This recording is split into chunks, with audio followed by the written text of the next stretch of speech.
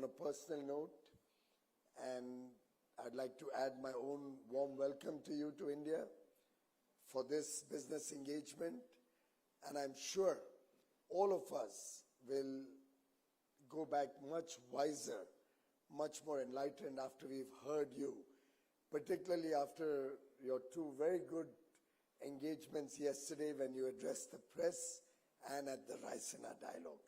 Truly a privilege, Your Excellency, to share our business community's thoughts with your business community in your august presence.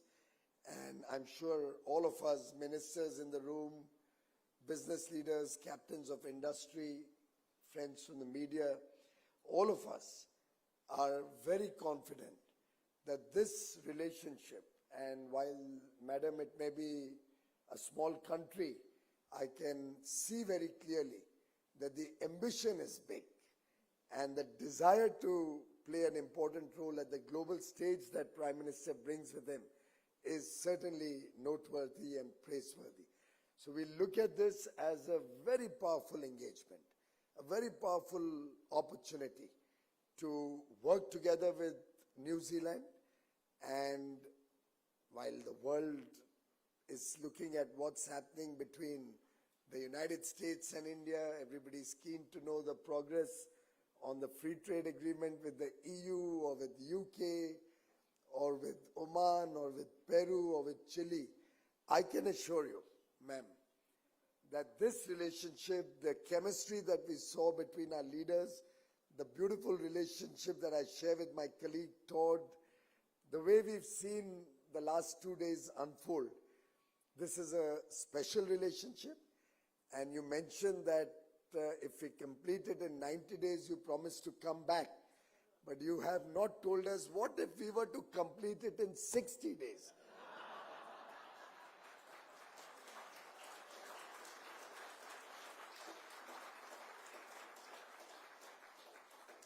I'll wait to hear back from you. I hope, Honorable Prime Minister, who I'm told is a big fan of India, and his delegation are having an incredible time in incredible India. A word coined by my good friend Amitabh Khan when he took upon himself the role of promoting tourism in India. And therefore, I think it's most appropriate that Amitabh is with us today. He's our G20, G7 Sherpa, very distinguished civil servant and my personal good friend. I often look up to him for guidance.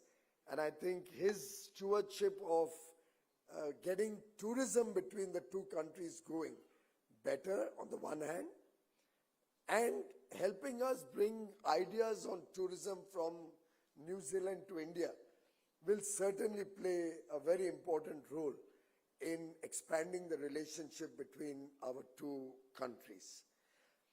Well, Prime Minister has tasted quite a bit of traditional welcome. He's also had an opportunity to visit a Gurudwara during the stay here with Prime Minister Modi. We were privileged to have you grace the Raisina Dialogue yesterday, and you really mesmerized all of us with your comments and with your openness, the way you connect with people. And I think you will set the benchmark of a completely new paradigm in the relationship between New Zealand and India. I assure you, Todd and I are very committed to further your vision, to make sure that we take this partnership to greater heights. And I'm sure together we can make a significant difference to the economies of India and New Zealand. Well, the men in blue may have won against the men in black on the cricket field, that is. But I think in our partnership, there are no winners or losers. We'll both come out winners in this partnership.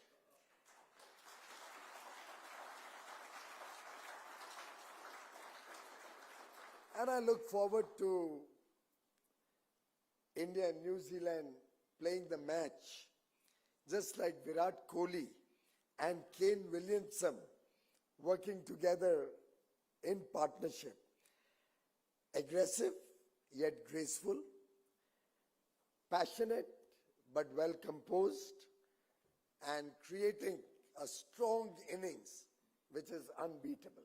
And that's what we look forward to our partnership with you. Excellency, Modi ji very rightly said, India and New Zealand are ready to front up and step up for a bright future. And incidentally, we saw your holy celebrations at the ISKCON temple. And I don't know whether they told you about the significance of Holi. Holi is a time of the year, a day of the year, where we have a bonfire the previous night, where we don't have traditional heating. We put in all the garbage available anywhere around us. We put in all the old clothes and whatever we can get to keep the fire going. Because on that night, we are trying to put the past behind us. We are trying to make sure all the problems of the world, all the problems that we have faced in the past year are all consigned to flames. And we start the next day full of color so that we can have a colorful new beginning to the new year.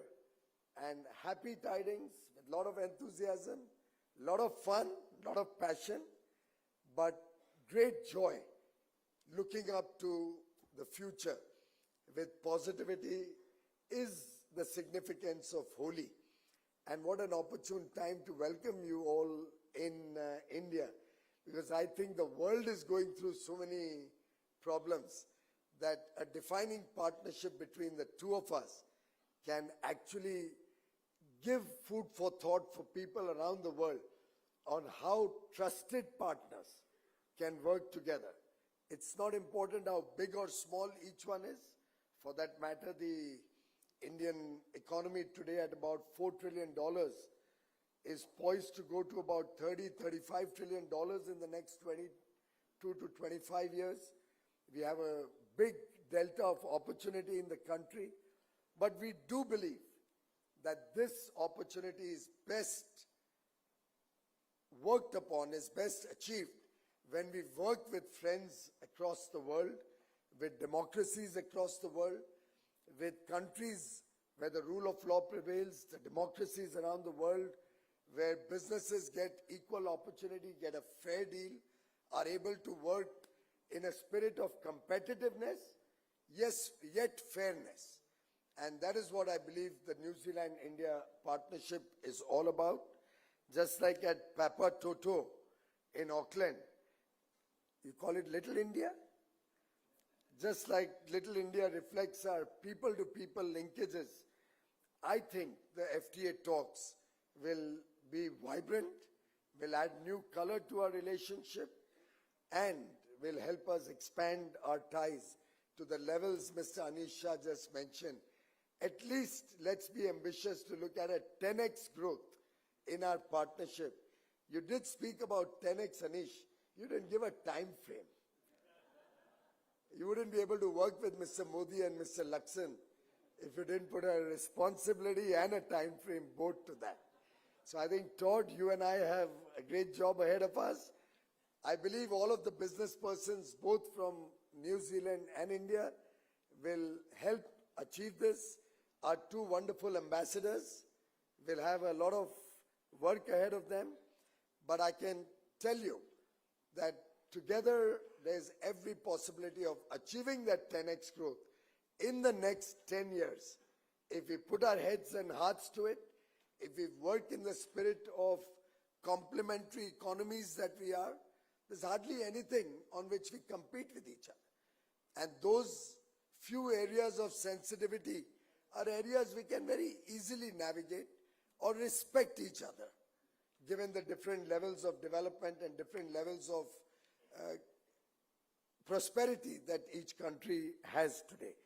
And therefore, the huge opportunities which hold limitless possibilities will, in my view, on the strength of our mutual cooperation, on the strength of investments in areas that both our lead discussion reporters mentioned, whether it's agri-tech, dairy, food processing, pharma, renewable energy, critical minerals, forestry, horticulture, tourism, you both forgot sports. There's so much that we can work together on. I think the sky's the limit. Education and research are areas where we must focus because that's what brings people closer to each other. The huge amount of opportunity that innovation that comes out of New Zealand can reach the whole world through India, manufacturing in India, producing in India for the world at competitive prices can help us take this partnership to greater heights. Our effort to create more connectivity in the financial world, in the digital world, our effort for swift mobility of manpower and technical talent. Our STEM graduates, India produces the highest number of STEM graduates every year. And by the way, 43% of them are women. And I think that diversity that we bring to the table, the democracy that we are both proud of, the fact that we are two countries with decisive leaders, young India providing the demographic dividend, and aspirational India providing the market of 1.4 billion people, with innovative New Zealand coming out with newer and better ways to work, will surely provide a potent combination that the world can look up to. I'm reminded of your favorite Maori proverb, ka mua, ka muri, walking into the future while facing the past. It perfectly captures the essence of our partnership. Thank you very much, ladies and gentlemen. Thank you, Prime Minister. Thank you, Excellencies.